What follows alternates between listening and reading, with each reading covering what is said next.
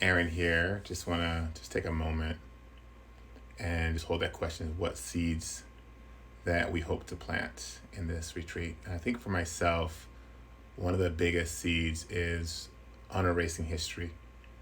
Lynching material has been so erased from all the curriculum, all the conversations, except for a handful. It seeps in, and it seeps in oftentimes with a lot of trauma leading it into the experience, and not a lot of um, capacity to bring in the importance of holding that history and sort of heal that in our bodies and communities to then dismantle it. So for me, that's one of the things I hope to plant is that a new model, being with this material that is so embodied, so somatic, but also slow and I would say accessible and heart opening, which is a lot to say around lynching material and oppression. Oftentimes I can feel the opposite. So that's one of the seeds we're trying to plant.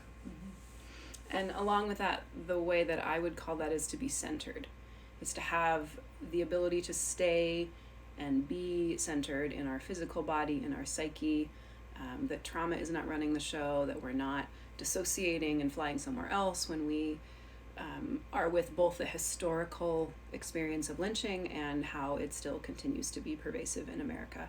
And so when we're met with news stories, when we're connecting with our communities, that we can be and stay grounded and centered in our own bodies.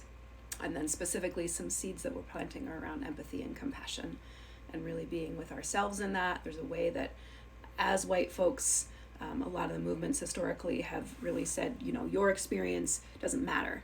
And we want to bring back and say, absolutely cultivating self-compassion as a white-bodied person, as well as holding empathy for those who are impacted differently by racism in America.